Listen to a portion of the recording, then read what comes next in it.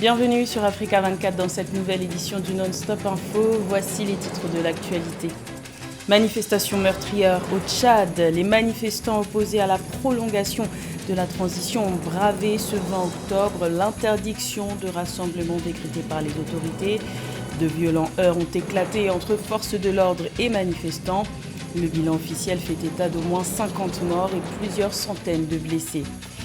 Réaction face à l'inflation au Ghana. Les commerçants de la capitale Accra ont décidé le 19 octobre de fermer boutique pour 3 jours. Objectif affiché, protester contre la flambée du coût de la vie aggravée depuis l'invasion russe en Ukraine.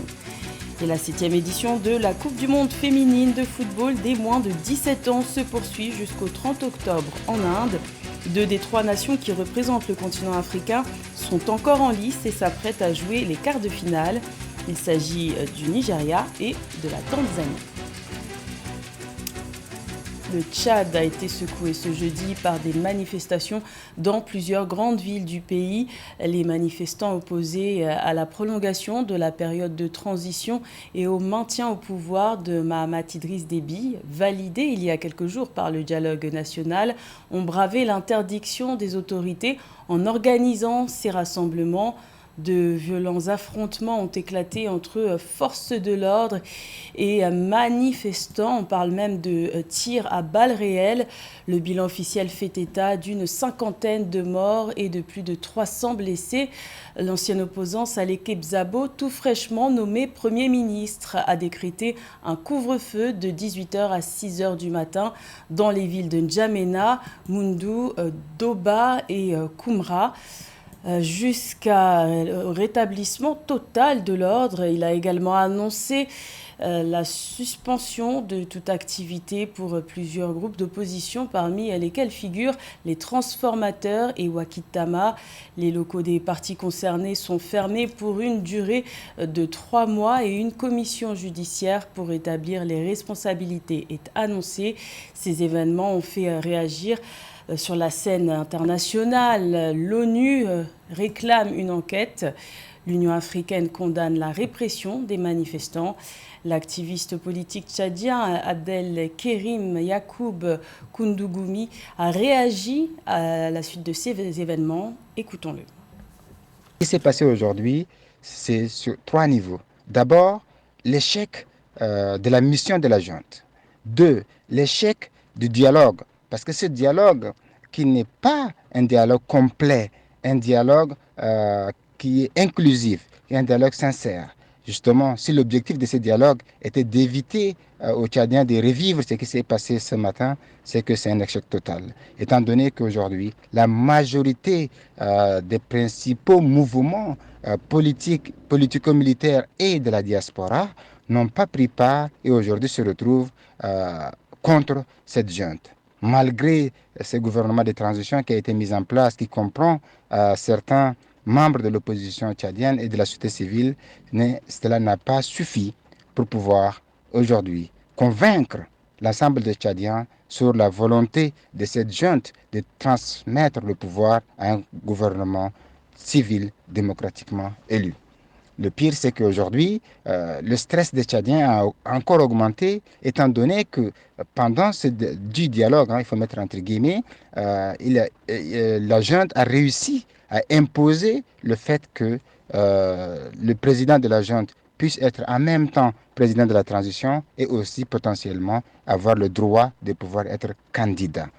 Et cela fausse la donne et cela aussi enlève le peu de confiance que les citoyens et les acteurs politiques ont accordé à cette junte au début de sa prise de pouvoir pour pouvoir les laisser aller vers cette transition. Des pertes en vie humaine suite à des affrontements. Il en est aussi question au Soudan où au moins 150 personnes sont mortes en 48 heures dans des conflits entre tribus rivales dans l'état du Nil Bleu, dans le sud du pays. Parmi les victimes se trouvent des femmes, des enfants et des personnes âgées. Des dizaines de blessés sont également à déplorer. Les pays africains sont invités à revoir leurs priorités en matière de dépenses et notamment en ce qui concerne le recours à l'endettement. Car selon certains observateurs, les pays africains dépensent plus dans le remboursement de leurs dettes que dans les services essentiels. D'après les experts, l'Afrique accorde à peine 0,8% de son produit intérieur brut à la relance de son économie. Les explications de Nathalie Mo.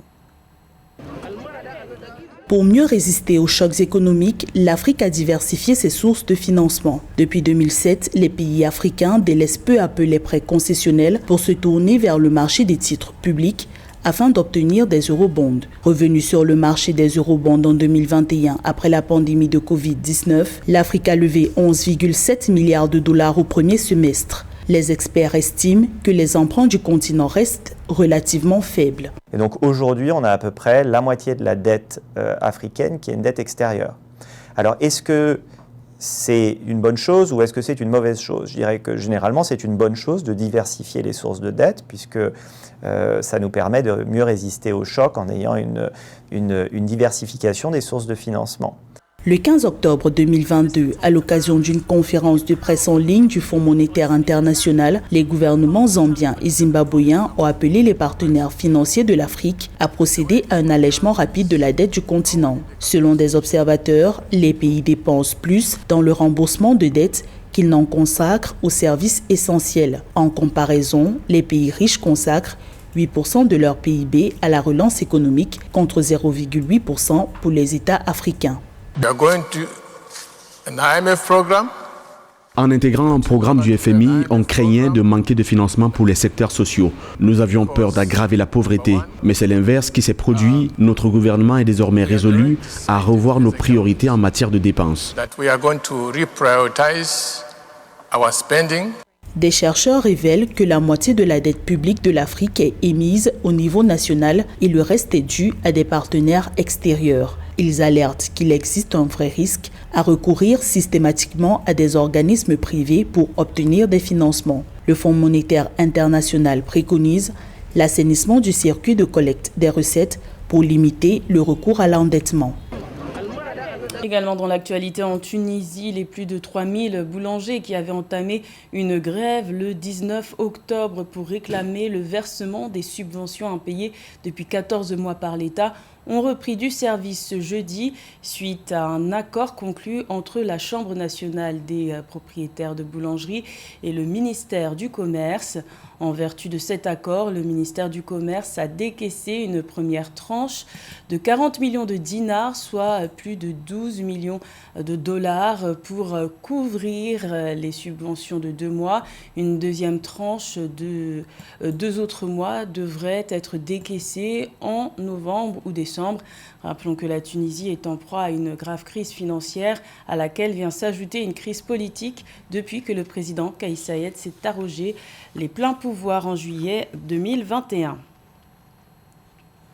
La montée en flèche de l'inflation exaspère les commerçants ghanéens. Dans la capitale Accra, certains d'entre eux ont décidé depuis le 19 octobre de fermer boutique pour 3 jours en signe de protestation. Un mouvement initié par l'Association des commerçants du Ghana. Plus de détails avec Corinne Kamdem.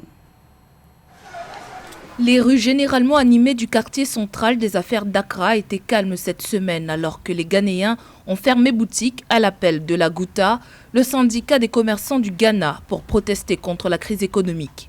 Mercredi 19 octobre, le Ghana cedi, la monnaie locale, a plongé à son niveau le plus bas jamais enregistré, 12,3 cedi pour $1. Pour beaucoup de commerçants, à l'instar de Francis Fine, membre de la Gouta et propriétaire d'une papeterie, la détérioration du taux de change signifie qu'il ne peut plus se permettre d'acheter des livres et du papier à ses fournisseurs. Le dollar augmente tout le temps. Jour après jour, le cours du dollar monte. Quand tu vas au port pour dédouaner ta marchandise, c'est trop pour nous. On n'en peut plus, alors nous avons décidé de fermer boutique. L'inflation monte en flèche au Ghana malgré les hausses de taux répétées de la Banque centrale. Le gouvernement est en train de négocier un programme de soutien financier pour une enveloppe d'environ 3 milliards de dollars avec le Fonds monétaire international. Pour beaucoup de commerçants, cette aide tarde à arriver, d'où la décision de fermer boutique. Une décision qui n'est cependant pas partagée par tous. Si vous fermez votre magasin jusqu'à lundi, lorsque vous rouvrirez votre magasin lundi, le gouvernement ne réduira pas le cours du dollar. Il l'augmentera probablement. Il pourrait passer à 14 ou 15 cédis d'ici lundi. Qui perd ? Le Ghana est confronté à un endettement élevé et à une inflation qui a atteint un niveau historique de 37% en septembre. Le Conseil d'État, un organe consultatif mandaté par la Constitution pour le président, a échoué dans sa tentative de persuader les commerçants d'annuler leur grève mardi 18 octobre. Le mouvement de protestation entamé par l'Association des commerçants du Ghana est censé se poursuivre jusqu'à ce lundi 24 octobre. La communauté économique et monétaire d'Afrique centrale travaille à la diversification de son économie. Il y a quelques semaines, un plan de financement de la stratégie communautaire a été adopté d'un montant de 642 milliards de francs CFA. Objectif affiché, dynamiser la production et la transformation du manioc, ainsi que la production d'autres produits de la sous-région. Plus de détails avec Roberto Bogbe. La mise en œuvre de la stratégie communautaire à hauteur de 642 milliards de francs CFA afin de booster la production et la transformation du manioc dans la sous-région Afrique centrale. 6 mesures ont été définies et structurées autour de 29 actions et 32 critères de réalisation. Parmi elles, la subvention de l'acquisition des équipements et des intrants, la création et l'accompagnement des unités de fabrication locales. Michel Cyr Djenawembou, le secrétaire du PREF-CEMAC, salue l'implication des autorités. Je voudrais exprimer notre profonde gratitude à l'endroit des autorités nationales des pays de la CEMAC qui ne ménagent aucun effort dans la mise en œuvre effective des décisions et recommandations du COPIL du PREF-CEMAC. À nos partenaires, le groupe de la Banque mondiale, la Banque africaine de développement, la FAO, le PNUD, le FAGAS, le FSA, les autres PTF et les investisseurs, nous leur disons merci pour leur soutien multiforme et pour leur intérêt pour le développement économique et social de notre sous-région. L'espace CEMAC compte près de 8 000 millions de barils de réserves pétrolières. Le Congo et le Gabon mènent le bal des plus grands producteurs dans cet espace communautaire. Dans son rapport annuel 2020, publié le 7 janvier 2022, la BEAC, la Banque centrale de la région, indique un recul de la part du secteur pétrolier dans le produit intérieur brut. Pour le président de la commission de la CEMAC, l'avenir est dans la diversification des économies. La filière manioc pourrait en grande partie jouer ce rôle. L'importante a été prise au Gabon et nous nous en félicitons. À l'époque, on avait crié beaucoup, c'est qu'on transforme nos produits sur place. Parce que plus on transforme un produit, plus il y a la valeur ajoutée. Donc il faudrait que les pays se mettent ensemble pour faire l'industrialisation. Il faudrait que le commerce intra-africain se développe. Nous avons de quoi nourrir nos populations. Et nous perdons nos devises à des importations qui n'en valent pas la peine. Concernant l'accroissement de la commercialisation du manioc, il a été adopté comme mesure d'assurer le désenclavement des bassins de production du manioc par l'extension des voies d'accès au marché, de promouvoir l'organisation des marchés et des chaînes d'approvisionnement, d'améliorer la gouvernance de la filière manioc et de construire des marchés transfrontaliers. La 7e édition de la Coupe du monde féminine de football des moins de 17 ans se tient du 11 au 30 octobre 2022 en Inde. 3 nations africaines étaient sur la ligne de départ de cette compétition, mais au stade des quarts de finale, il n'en reste que 2, le Nigeria et la Tanzanie. Le parcours du Maroc s'est arrêté en phase de poule. Plus de détails avec José Douglas. Après avoir perdu lors de son premier match face au Brésil et remporter une victoire 3-0 contre l'Inde, le pays hôte, et se faire battre 2-0 par les États-Unis, les Lioncelles de l'Atlas du Maroc ont été éliminés de la Coupe du monde des moins de 17 ans en phase de poule. Les jeunes Lioncelles ont pu se mesurer avec des grandes nations du football féminin. Je suis fier de ces jeunes filles qui n'ont jamais abandonné. C'était difficile. Il y a un grand écart entre nous et la sélection américaine. Je pense que cette participation à la Coupe du monde et le travail accompli ne sont que le début d'un beau parcours. Autre pays à nous représenter, le Nigeria qui a perdu face à l'Allemagne en phase de groupe 2-1. La Nouvelle-Zélande 4-0 et les Chiliennes sur le score de 2-1. Le Nigeria réitère l'exploit de 2010, 2012 et 2014 en se qualifiant pour les quarts de finale. Nous avons fait un bon match. Les 2 équipes voulaient vraiment se qualifier, mais nous nous sommes dépassés. Les Chiliennes nous ont donné du fil à retordre, mais nous avons tout de même réussi à l'emporter. Enfin, la Tanzanie réussit un brillant parcours en phase de poule malgré la défaite contre le Japon 4-0. Mais elles se sont su racheter en battant la France 2-1 et réussit un très bon match nul face au Canada, 1 but partout. Un résultat inespéré, mais qui fait du bien pour le moral et la suite. Au programme des quarts de finale, ce vendredi 21 octobre, USA contre le Nigeria et Allemagne face au Brésil. Et samedi 22 octobre, les deux autres quarts de finale, Colombie-Tanzanie et Japon contre l'Allemagne. C'était le journal de la rédaction. Merci de l'avoir suivi. L'information continue sur Africa Radio.